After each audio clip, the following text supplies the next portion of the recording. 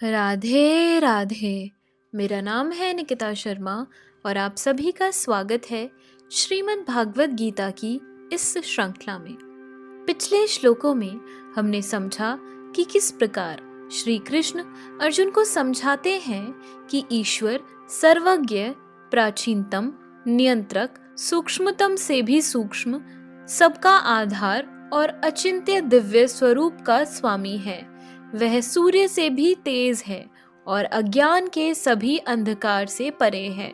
जो मृत्यु के समय योगाभ्यास से प्राप्त निश्चल मन से भौहों के बीच प्राण यानी जीवन वायु को ठीक करता है और बड़ी भक्ति के साथ भगवान को लगातार याद करता है, वह निश्चित रूप से उसे प्राप्त करता है।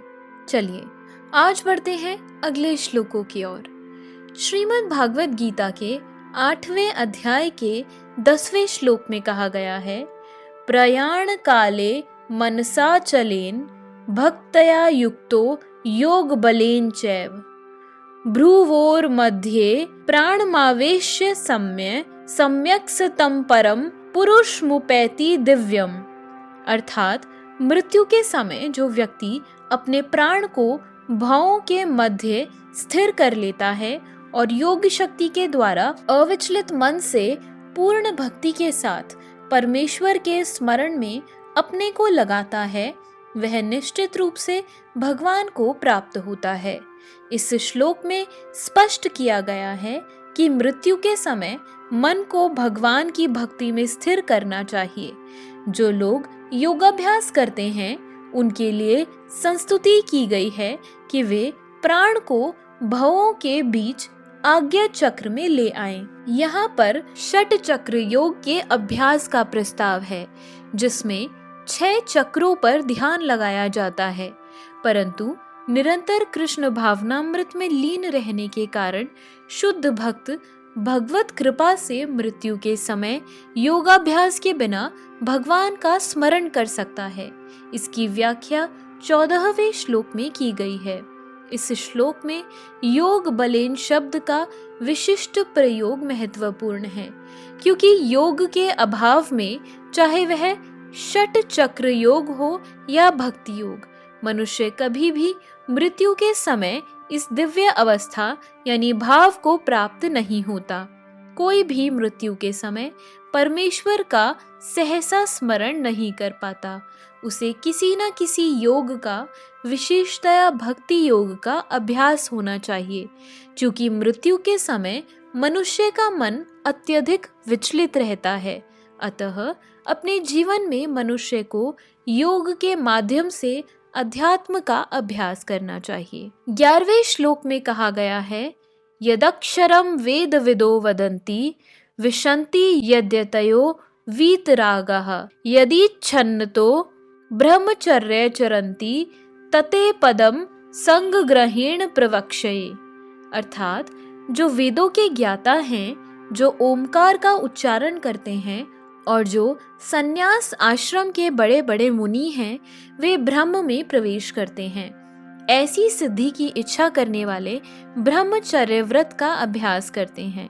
अब मैं तुम्हें वह विधि बताऊंगा जिससे कोई भी व्यक्ति मुक्ति लाभ कर सकता है। श्री कृष्ण अर्जुन के लिए षट चक्र योग की विधि का अनुमोदन कर चुके हैं, जिसमें प्राण को भवों के मध्य स्थिर करना होता है। यह मानकर कि हो सकता है कि अर्जुन को षट चक्र योग अभ्यास न आता हो। कृष्ण अगले श्लोकों में इसकी विधि बताते हैं। भगवान कहते हैं कि ब्रह्म यद्यपि अद्वितीय है, किंतु उसके अनेक स्वरूप होते हैं। विशेषतया निर्विशेषवादियों के लिए अक्षर या ओमकार ब्रह्म है। कृष्ण यहाँ पर निर्विशेष ब्रह्म के विषय में बता रहे हैं, जिसमें सन्यासी प्रवेश करते हैं।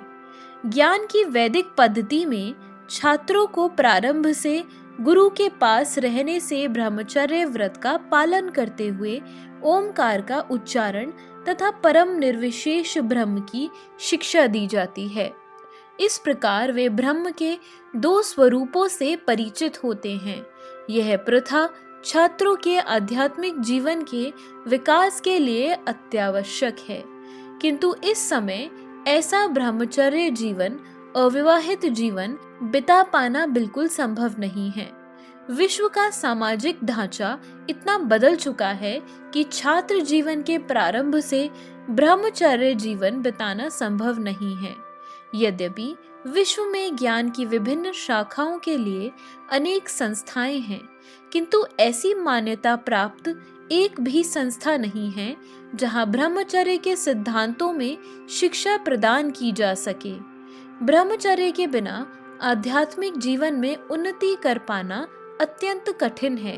अतः इस कलयुग के लिए शास्त्रों के आदेशानुसार भगवान चैतन्य ने घोषणा की है कि भगवान कृष्ण के पवित्र नाम हरे कृष्णा कृष्णा कृष्णा हरे हरे, हरे राम राम राम हरे हरे, इस मंत्र के जप के अतिरिक्त परमेश्वर के साक्षात्कार का कोई अन्य उपाय नहीं है। तो इसी के साथ हमारे आज के श्लोकों की वीडियो समाप्त होती है। अगर आप सभी लोग श्रीमद् भागवत गीता की इस श्रृंखला में हमारे साथ हैं तो हमें अपने विचार कमेंट सेक्शन में जरूर बताएं और इस वीडियो को अपने परिवारजनों और मित्रगणों के साथ जरूर शेयर करें ताकि उनके जीवन में भी इस सुंदर ज्ञान के कारण कोई बदलाव हो सके। तो चलिए मिलते हैं अब अगले श्लोकों के साथ एक नई वीडियो में।